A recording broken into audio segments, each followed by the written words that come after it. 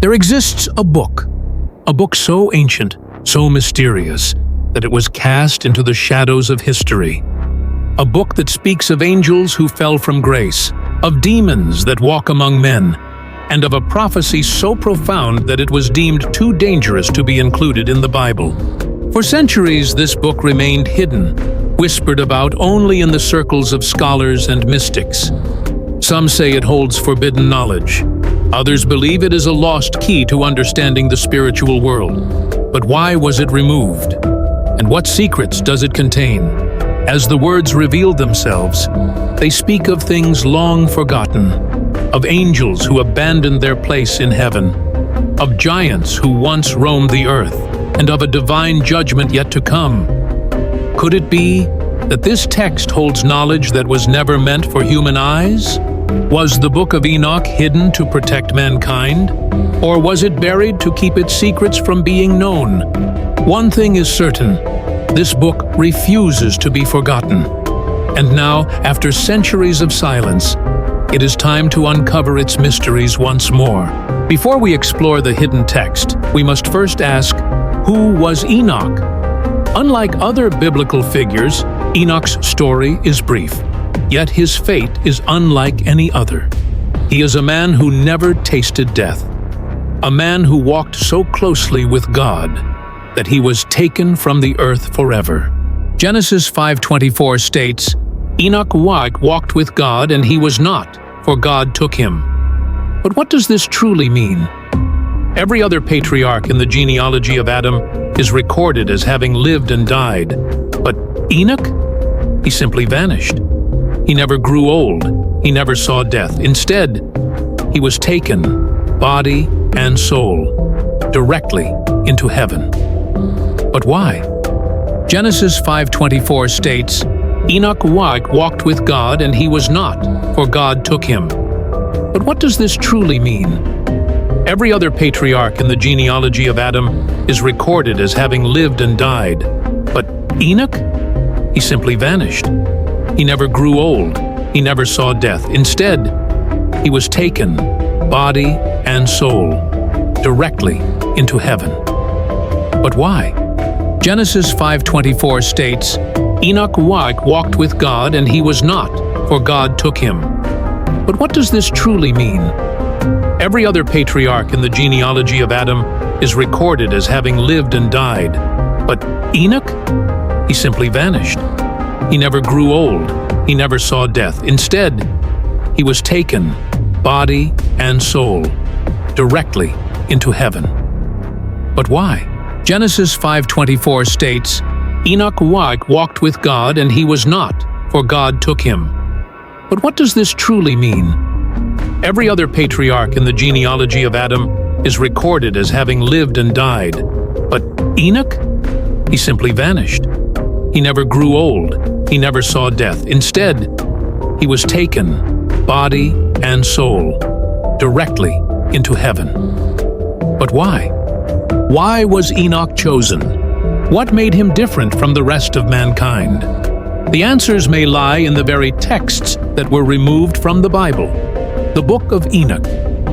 This ancient scripture reveals a world of divine secrets, of angels who descended to earth, of visions of the end times, and of a connection between heaven and humanity that has long been forgotten. Could it be that Enoch uncovered knowledge too great for mankind?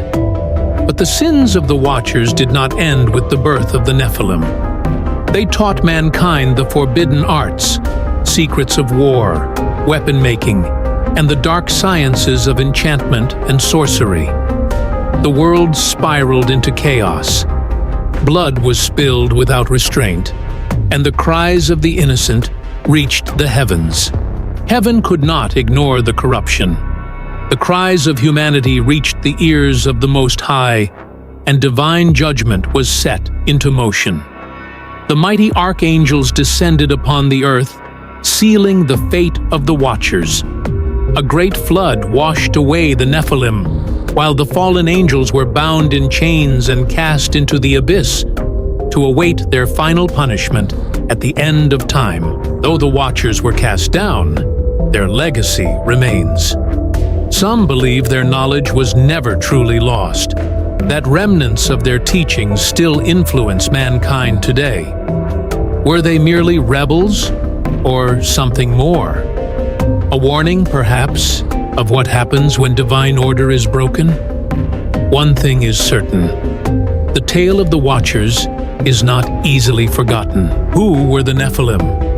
Mentioned in Genesis 6:4, these beings were described as giants and warriors of renown. But the Book of Enoch reveals more, a chilling truth about their origins. They were not ordinary men, but hybrids, the unnatural offspring of the Watchers and human women. Born from a forbidden union, they possessed strength beyond measure, hunger without end, and a spirit that could not be tamed. As they grew, so did their hunger. The Nephilim ravaged the earth, consuming everything in sight. Crops were devoured, livestock slaughtered, but their hunger was insatiable. When food was no longer enough, they turned on mankind, and even on each other. Their existence became a curse upon the earth, a living nightmare that no army could stand against. Could the stories of the Nephilim be more than myth? Throughout history, cultures from all over the world have spoken of giants, beings of immense strength who once ruled over mankind. Ancient ruins, too large to be built by normal men, may hold the key to their existence. Could it be that the Nephilim once walked among us, their memory buried in legend? The cries of humanity reached the heavens, and divine judgment was set into motion. God commanded the archangels to cleanse the earth, to rid the world of these unnatural beings. A great flood was unleashed, washing away the Nephilim and the corruption of the Watchers. Those who had ruled over mankind with fear and violence were no more, their legacy buried beneath the waters. But is the story truly over? Some believe the Nephilim were completely wiped from the earth. Others suspect that remnants of their bloodline may still exist today. Could their influence still linger in ancient civilizations, lost ruins, and whispered legends? One thing is certain: the story of the Nephilim has not been forgotten. The earth had become a realm of darkness. The Watchers, once divine messengers, had twisted creation with their knowledge. Their offspring, the Nephilim, ruled with an iron grip, consuming, enslaving, and corrupting everything in their path. Humanity, on the brink of destruction, cried out for salvation, and the heavens listened. In the heavenly realms, a decree was issued. The corruption of the Watchers had reached its limit. The balance of creation was at risk. God commanded his four mightiest archangels, Michael, Gabriel, Raphael, and Uriel, to descend upon the earth, to deliver judgment upon the fallen and cleanse the world of their influence. The archangels waged war against the Watchers, wielding the power of heaven itself. Michael, the warrior of God, struck down Semyaza and his followers. Gabriel, the messenger, shattered their strongholds. Raphael, the healer, bound them in chains of divine judgment. And Uriel, the flame of God, opened the abyss, sealing them in a prison from which they would never escape until the final day of reckoning. And so, the great flood came, a divine cleansing to wipe away the wickedness that had poisoned the earth. For 40 days and 40 nights, the waters rose, drowning the Nephilim and erasing their blight from the land. Only Noah and those within the ark were spared, chosen to begin anew, a world free from the corruption of the fallen. But was this merely a biblical tale, or did a great flood truly occur? Flood myths exist across nearly every ancient civilization, from the Sumerians to the Mayans, from the Hindu scriptures to the Epic of Gilgamesh. Could all these stories point to a single cataclysmic event? And if so, what knowledge has been lost beneath the waters of time? The Book of Enoch describes something extraordinary: his journey beyond the earthly realm. Summoned by divine messengers, Enoch was lifted from the world of men and taken to the highest heavens, where he would witness cosmic wonders and celestial judgment. Enoch's first destination was the gateway of the heavens. He saw the celestial archives, where angelic scribes recorded the deeds of mankind. This realm was a place of perfect order, where the movement of the stars followed divine laws. Was Enoch describing a spiritual realm or an ancient understanding of astronomy? Beyond the first heaven, Enoch was led to the realms of the angels, a place of celestial beauty, where divine beings radiated light and harmony. But his journey did not end there. He was shown a terrible abyss, a prison of fire and darkness, where the watchers, those who had defied God, were bound in chains, awaiting the final judgment. Enoch was shown the great cosmic battleground, where the forces of heaven prepared for an ultimate war. He saw beings of immense power, moving the stars like chess pieces, shaping the destiny of creation itself. Could these visions suggest an ancient understanding of cosmic forces, or something far beyond human comprehension? At last, Enoch stood before the divine throne itself. He saw the ultimate destiny of souls, the cosmic balance of judgment and mercy. Was he witnessing the afterlife, the final judgment, or something even greater? His writings offer a glimpse into a reality that defies human understanding. But what do they truly mean? Was Enoch's journey a spiritual revelation, an astronomical vision, or an ancient attempt to describe dimensions beyond human understanding? Could his writings hold clues about the universe, hidden within the language of prophecy? One thing is certain: his visions continue to intrigue scholars, scientists, and seekers of truth. Perhaps the most shocking revelations in the Book of Enoch are his prophecies of the end times.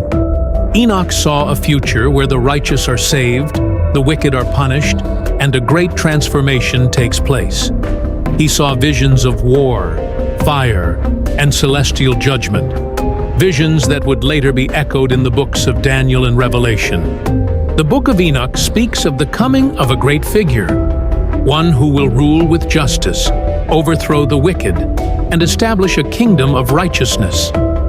He is described as the chosen one, the Son of Man, the elect one. Could this prophecy be a foreshadowing of the Messiah later spoken of in the Gospels? Enoch saw a great judgment day, where all deeds, both good and evil, would be laid bare. The righteous would be rewarded, their names inscribed in the book of life. But the wicked? They would be cast into a pit of eternal darkness, where they would suffer for their rebellion. This vision mirrors later descriptions in Daniel, Revelation, and even Jesus' teachings on the final judgment. The fate of the wicked was sealed. Fire rained down from the heavens, consuming the earth and cleansing it of corruption. The Nephilim, the cursed offspring of the Watchers, would be bound to wandering spirits, never to find rest. The world would be reborn through destruction, just as it had once been cleansed by the flood. Yet Enoch's visions did not end in destruction. He saw a new world, purified and renewed, where the righteous would walk among celestial gardens and divine harmony would be restored. The corrupt rulers of the past would be no more, and the world would be as it was intended to be. Are Enoch's visions merely ancient mythology, or do they contain hidden warnings for our time? His prophecies mirror biblical revelations, historical cycles, and even modern global events. Could it be that Enoch saw something that humanity was never meant to forget? If Enoch was such a revered figure, why was his book removed from the Bible? Was it too dangerous, too revealing, or simply too different from the accepted scriptures?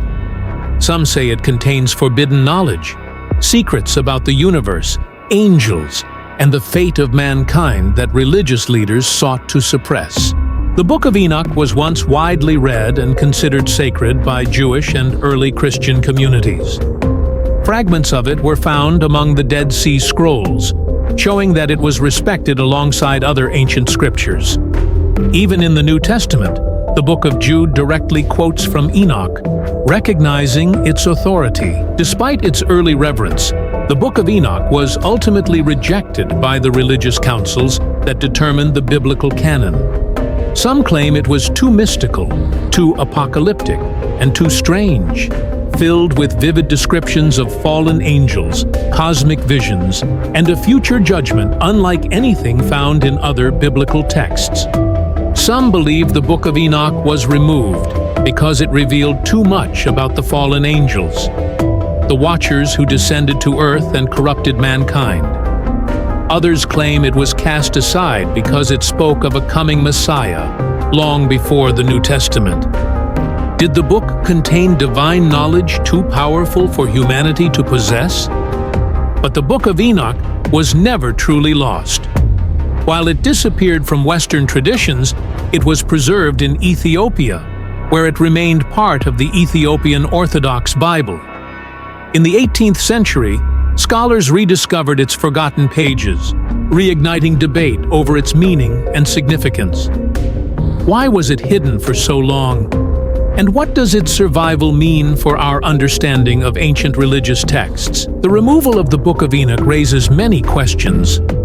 Was it simply forgotten, or was it intentionally erased? Could its teachings reshape our understanding of biblical history, angels, and prophecy? One thing is certain: the Book of Enoch refuses to be silenced, and its mysteries continue to intrigue scholars, theologians, and seekers of hidden knowledge. The Book of Enoch challenges everything we think we know about the spiritual realm. Was it truly meant to be lost, or was it hidden on purpose? Its descriptions of the Watchers, Nephilim, and end-time prophecies raise questions that mainstream theology often avoids. Could it contain truths that were deemed too dangerous to be widely known? Did the early religious leaders believe that the Book of Enoch contained truths that humanity was not ready for? Was it removed simply because it was too mystical, too apocalyptic, or too different? Or was it erased because it threatened the established narrative of biblical history? Could Enoch's visions hold deeper meaning beyond religious interpretation? Did he describe higher dimensions, astronomical phenomena, or lost knowledge of the cosmos? Some researchers believe that his writings may hint at scientific principles far ahead of their time. Could it be that the Book of Enoch was not just a spiritual text, but an encoded message waiting to be deciphered? Even after centuries of suppression, the Book of Enoch refuses to disappear. Why does it still fascinate scholars and seekers today? Is it merely an ancient story? Or does it hold fragments of a deeper truth, one that connects prophecy, science, and human destiny? The more we uncover, the more we are left wondering, were we ever meant to know the full truth? Now, the question remains, what do you think? Is the Book of Enoch a forgotten piece of sacred scripture, a myth, or a hidden truth erased from history? Let me know your thoughts in the comments. And if you found this journey through the Book of Enoch intriguing, don't forget to like and subscribe for more deep dives into hidden knowledge.